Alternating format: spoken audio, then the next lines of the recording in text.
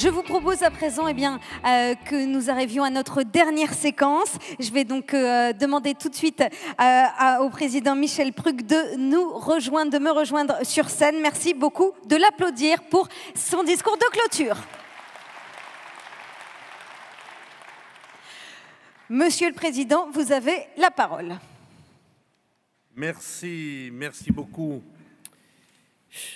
Qu'est-ce qu'il faut que je fasse? J'ai 1 heure de discours.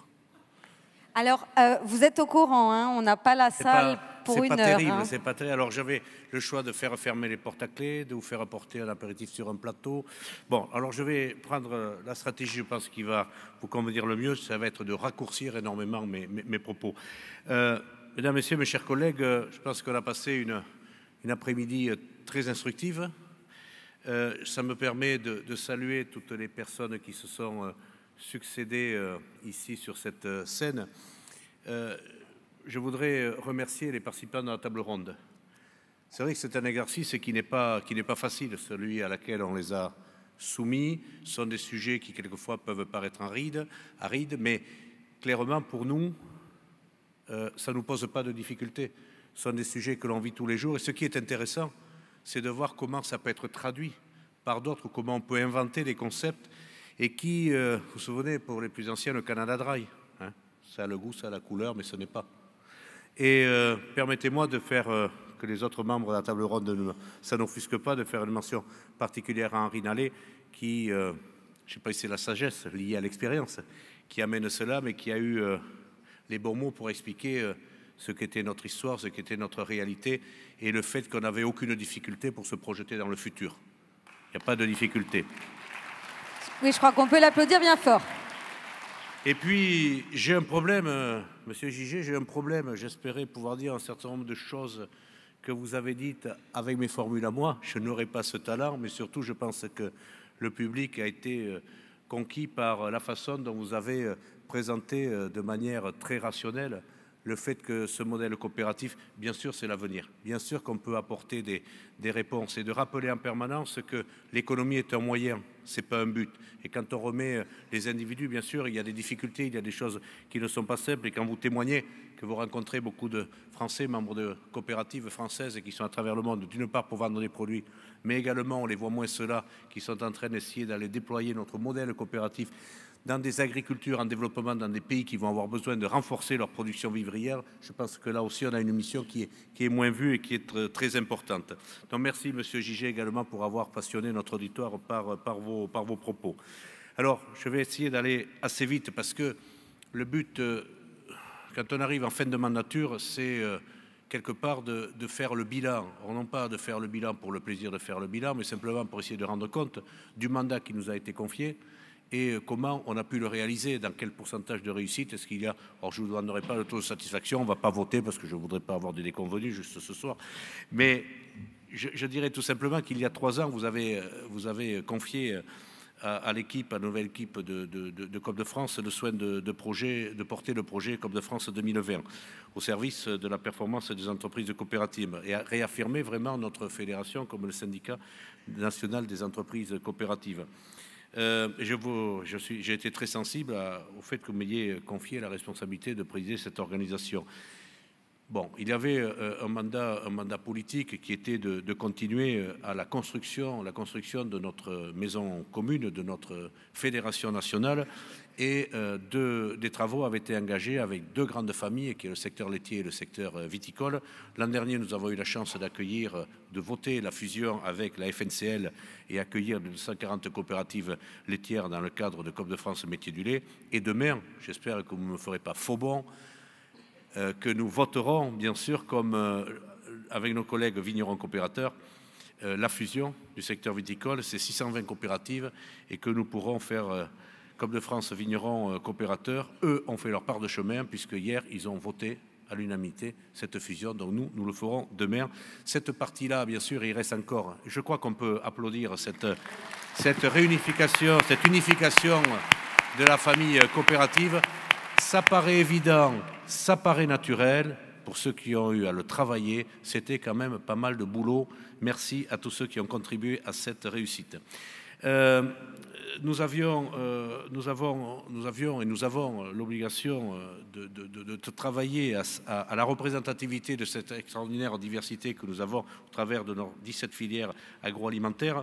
Et je ne vais pas toutes les citer, mais quand on va de l'alimentaire, bon, on aura un sujet, mon cher Boris, quand même, la viticulture, enfin le vin, on me dit que c'est pas de l'alimentaire, donc de l'alimentaire, du vin et mais aussi de la bioéconomie, de la luzerne, du lin, la forêt, les plantes aromatiques, le miel, les cumas. Bon, on voit très bien qu'on a l'insémination artificielle, on voit qu'on a un spectre qui est très large et il faut qu'on ait cette force, cette intelligence de porter vraiment ce message commun de la coopération en sachant le décliner activité par activité. Et je pense qu'on aura, en étant unis comme cela, la puissance politique de le faire. Alors, nous avons gagné cette visibilité. Je n'oublie pas, bien sûr, le réseau avec nos fédérations régionales coopératives. C'est un chantier qui n'est pas totalement abouti, qui avait été donné dans ce mandat. Je le parle, je remercie Jean-Marie Gabillot et ses collègues qui ont énormément travaillé là-dessus. C'est un chantier qui est en construction. Je pense que la nouvelle mandature permettra de faire aboutir cette organisation de réseau que l'on veut. Vous savez, tout ça, ce sont des relations humaines, ce sont des partages d'objectifs. À un moment donné, il y a des différences que l'on n'a pas tout à fait identifiées. Ce n'est pas de les aplanir, c'est de les prendre en compte et de faire en sorte que les missions que l'on se donne dans nos différents territoires puissent être réalisées. Cette capacité d'influence qui nous a été demandée également, ça a été de positionner Coop de France comme une vraie force de proposition. Nous avons en permanence essayé de porter des propositions constructives, une véritable vision stratégique et économique pour le secteur agricole et agroalimentaire, s'inscrire dans les transitions économiques et environnementales, bien sûr sociétales, défendre réellement la compétitivité. C'est un mot, souvent on nous reproche de ne pas prononcer le mot compétitivité, de ne pas prononcer le mot économie. C'est tellement ancré en nous, mais je me permets de le redire ici, la compétitivité est un des maîtres mots pour atteindre nos objectifs. Quand on parle de la compétitivité aux entreprises et coopératives, bon, je pense qu'il faut parler également globalement, collectivement, de la compétitivité du pays France, de la France elle-même pour retrouver sa place et son efficacité dans le concert mondial. Nous avons cherché à nous adapter en permanence en fonction de tout notre environnement qui bougeait, élection présidentielle, élection législative, état général alimentation, réforme de la PAC qui est en perspective. Et je dirais que cela s'est déployé au fur et à mesure, au fil des événements. Nous avons, je dirais que pour l'équipe qui aura à prendre la suite, l'influence constitue en effet un enjeu permanent. Tous ne l'ont pas ressenti au plus profond de nos territoires. Je peux vous témoigner, je dois vous témoigner que ce travail, ces investissements humains, financiers que vous avez consentis, eh bien, portent leurs fruits et qui nous permet d'avoir notre place à la table des discussions sur tous les sujets qui nous concernent directement ou indirectement. Le débat qu'on a voulu lancer d'une manière, je dirais, générale avec la société que nous avons abordé pour faire comprendre ce qu'était la coopération agricole. Il dit la coopération agricole, c'est quelque chose, bon, c'est quoi? On leur a dit, mais ça, c'est votre alimentation de tous les jours, ce sont les produits qui sont sur vos tables. Ah bon, comment cela? Donc ça a donné le consommons coopératif, ça a donné dans toutes nos grandes manifestations la vitrine des marques coopératives, ça a donné, c'est-à-dire donner du contenu, que les gens se rendent compte que quand ils revendiquent de savoir d'où vient leur alimentation, de savoir quelles sont les femmes, les hommes qui contribuent à cette alimentation, de savoir où est-ce que ça a été produit, eh bien il faut que le réflexe dans la réponse soit « mais si ça vient d'une coopérative, j'ai tout cela en même temps ». Et donc ce travail-là, il est entamé, il se déploie. Nous avons choisi des supports audiovisuels. Aujourd'hui, nous avons dit, c'est le témoignage par la preuve, il faut passer par les réseaux sociaux. Donc je vous invite à continuer ce travail dans lequel vous vous êtes investi pour faire que notre écosystème digital se déploie complètement et qu'il y ait de plus en plus de gens, quand ils se posent une question sur un tel ou tel sujet, ils viennent chercher des réponses, des analyses au niveau du monde coopératif. Alors bien sûr, tout cela se fait avec des moyens et je veux sincèrement vous remercier d'avoir voté en Assemblée générale la réforme de nos cotisations parce que c'est un sujet qui était très sensible, bien sûr, qui donne lieu encore à des débats. Tout cela a permis de rendre possible également la construction d'un pôle agroalimentaire, je dirais, fort reconnu. Cet ancrage, alors Quand on a utilisé le terme agroalimentaire, certains se sont sentis un peu gênés parce que n'étant pas dans la transformation complète des produits, mais dans le consommer coopératif, il y a le produire coopératif et c'est là où on fait ce lien. Il fallait une identification qui corresponde à des marqueurs que nous avons dans notre environnement. Mais derrière tout cela, quand on parle d'agroalimentaire, il faut penser également énergie, il faut également penser forêt, il faut penser bioéconomie. Nous sommes fiers également d'un certain nombre de travaux dont certains parlent et que nous réalisons. Quand on parle de la RSE, quand on parle de tout ce qui est l'analyse des pratiques commerciales et l'accompagnement de nos entreprises à travers des guides, à travers d'un certain nombre de documents techniques qui arrivent dans des délais rapides auprès de nos entreprises, et je lance un appel, toutes les entreprises coopératives qui ne le sauraient pas, qu'elles n'hésitent pas, qu'elles demandent à nos services, tout cela est à disposition. Nous avons cette partie agroalimentaire nous a permis de tisser réellement des relations, alors bien sûr avec, je dirais, nos meilleurs ennemis, si on peut les appeler comme ça, mais je le dis un peu sur le ton de la plaisanterie, qui est la grande distribution, que pourrait être la restauration collective, les grossistes, les transformateurs, les exportateurs. En réalité, tout cela leur a permis de se rendre compte qu'ils avaient, avec Coop de France, avec les entreprises coopératives, avec Coop de France, des interlocuteurs qui savaient de quoi ils parlaient, qui connaissaient les sujets et avec qui on pouvait essayer de bâtir des stratégies communes pour améliorer nos situations respectives. Et puis, je l'ai dit tout à l'heure, cette compétitivité, il faut que ça se traduise à différentes fonctions à Coop de France.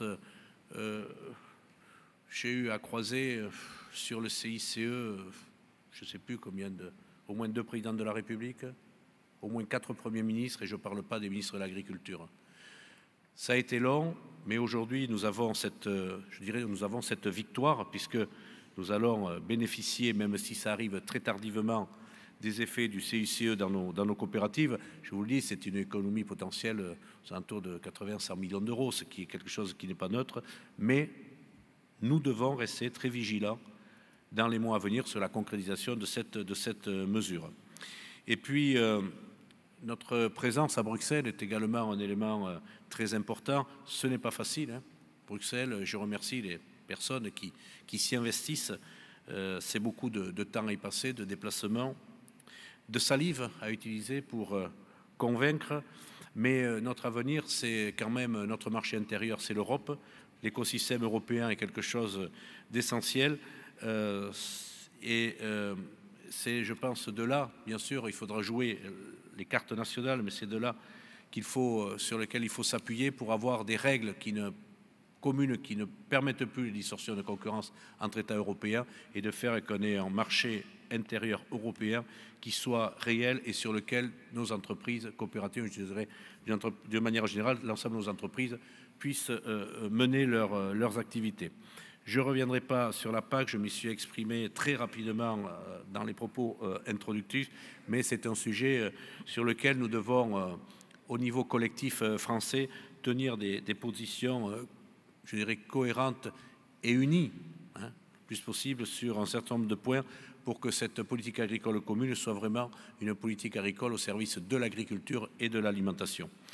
Ces 3 années ont été denses pour nous tous, élus et salariés. Ce qui m'a marqué le plus, c'est derrière le projet que nous avons voté il y a 3 ans et la façon dont il s'est déployé, c'est si on faisait un retour sur image entre la situation, les questionnements et les préoccupations d'il y a 3 ans et celles d'aujourd'hui, on serait surpris de voir à quelle vitesse ce changement s'est produit. Non pas que les ingrédients n'étaient pas là il y a 3 ans, mais que la perception que nous avions n'était pas du tout celle que nous avons aujourd'hui. Peut-être qu'aujourd'hui, nous avons une surinterprétation, peut-être.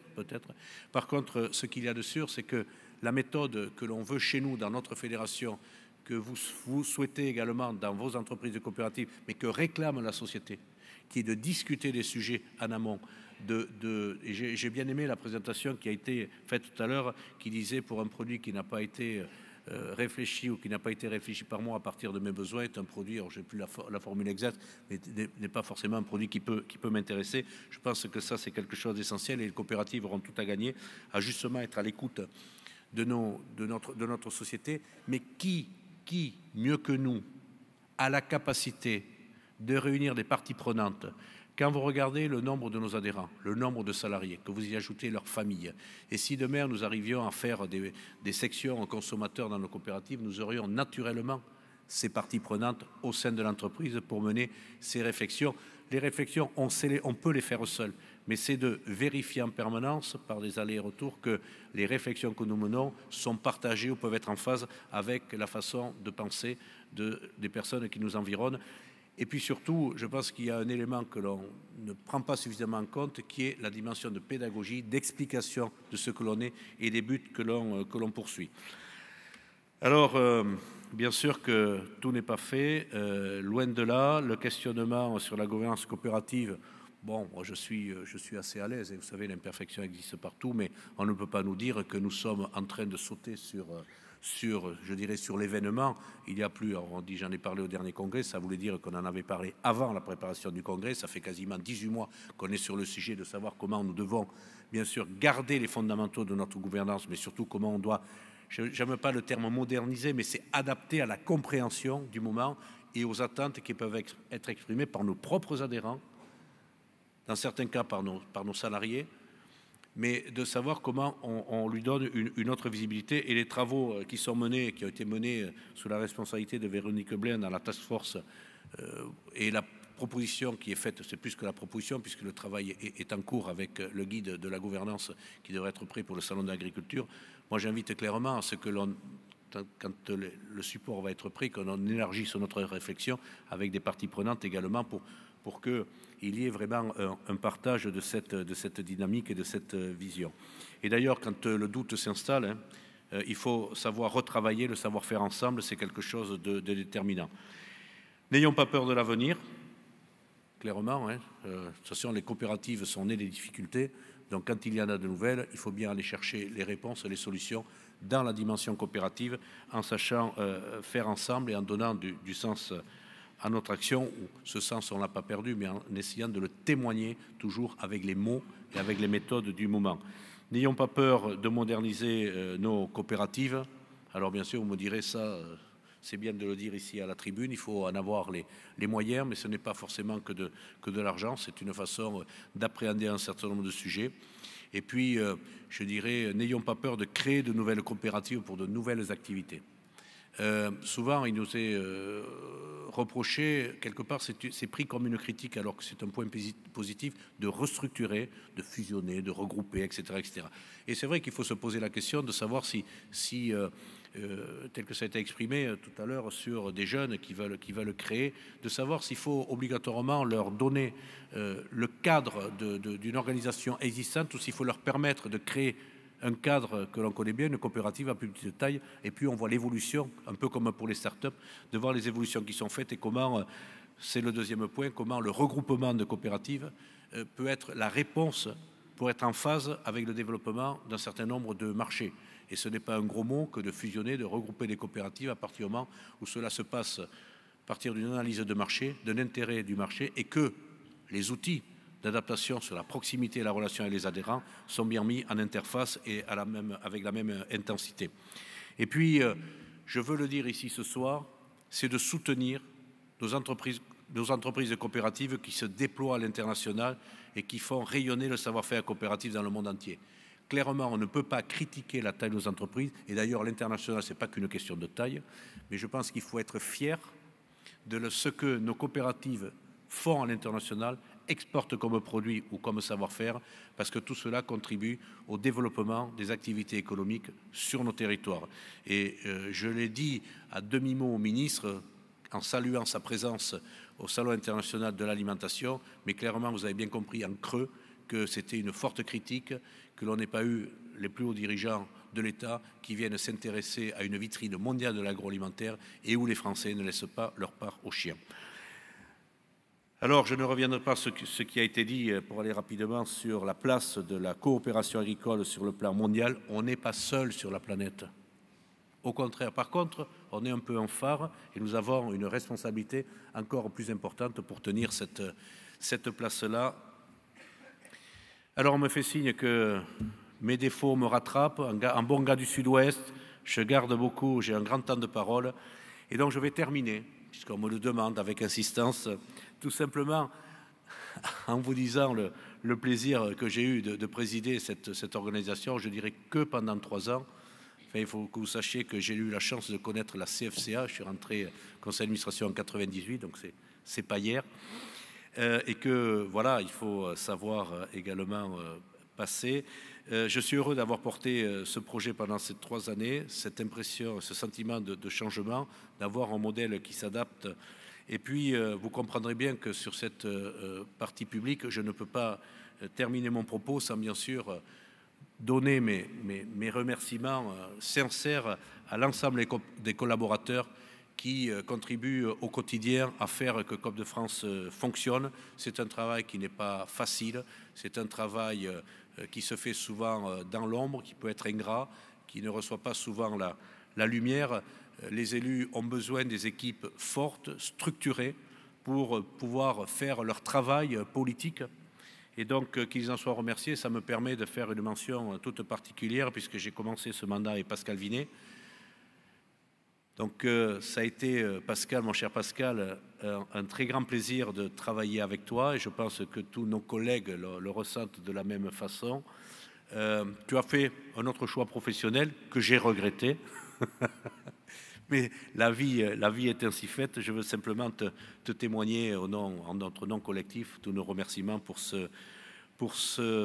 ces années passées à COP de France, et en particulier, on en parlera demain en interne, mais une partie du bilan d'activité revient sur tes 6 mois de présence à ce moment-là à COP de France. Donc merci beaucoup Pascal, et ça me permet également de saluer chaleureusement notre directrice générale Valérie Ohanessian, qui arrive dans un moment qui est assez particulier. Il faut qu'elle apprenne très rapidement cette spécificité, mais je peux vous dire que, comment on peut dire ça, Valérie, elle a de la moelle. Si, il n'y a pas de problème, vous pouvez y aller en toute confiance. Elle a, je dirais, elle vient peut-être pas du monde coopératif, mais elle a les tripes coopératives. Il ne faut pas que vous ayez des soucis là-dessus. Les 6 mois que l'on vient de travailler ensemble, pour moi, m'ont, oui, je peux le dire, impressionné sur sa capacité d'adaptation et sa capacité à prendre les sujets en compte. Donc je ne doute pas qu'avec un nouveau président et une nouvelle équipe, ça se passera de la même façon. Alors bien sûr, je ne peux pas oublier mes collègues du conseil d'administration, sans qui rien ne serait possible, et encore plus les membres du bureau et les vice-présidents. On a passé 3 années qui ne sont pas simples. Il fallait en permanence rebondir sur les différents sujets. Mais bien sûr, je suis un peu dans le secret des dieux, si on peut le dire ainsi. Demain soir, vous verrez que les transitions se font dans la sérénité, dans l'unité, et avec une équipe compétente qui sera capable d'être au travail dès le lendemain. On va quand même leur laisser passer les fêtes de fin d'année, comme à nous également. Dernier mot, nous sommes en période élection Chambre d'agriculture. Les syndicats ont besoin de convaincre les agriculteurs de leur accorder leur confiance. Cela apporte quelques petites tensions par-ci par-là. Je le dis à tous, l'agriculture ne peut pas se permettre d'être divisée. Les enjeux qui sont devant nous méritent qu'il y ait sur les sujets essentiels des visions, des cohérences de vues, et je souhaite que l'avenir permette d'avoir un monde uni, un monde agricole uni face aux grands enjeux et aux débats que nous devons tenir devant les pouvoirs publics français ou européens. Donc voilà, mesdames et messieurs, j'ai encore une journée de travail bien chargée demain avec l'ensemble de mes collègues, mais je veux tout simplement vous témoigner du plaisir que j'ai pris à présider cette organisation pendant ces 3 années, en ayant découvert au fur et à mesure, en ayant pu mettre en valeur le projet qui avait été porté politiquement par mon prédécesseur Philippe Mangin, que je veux remercier également de tout ce travail de construction, parce que COP de France, c'est des années et des années de travail, j'allais dire par moments un peu ingrates, qui ont dû être réalisées. Philippe avait fait un choix il y a 3 ans. Philippe, je suis heureux d'avoir pu porter les fruits du travail que tu avais engagé chez COP de France, et je ne doute pas que la fructification se fera également avec la nouvelle équipe. Donc merci à vous tous, et pour les congressistes, rendez-vous demain de bonne heure, je ne sais plus, 8h30 pour les premières réunions, hein. Et puis là, je vais vous libérer pour avoir le cocktail avant de se retrouver à l'Atelier des Lumières pour ceux qui se sont inscrits pour la soirée de la coopération agricole. Donc merci beaucoup, merci à vous tous pour votre participation. Merci beaucoup, Monsieur le Président, merci beaucoup.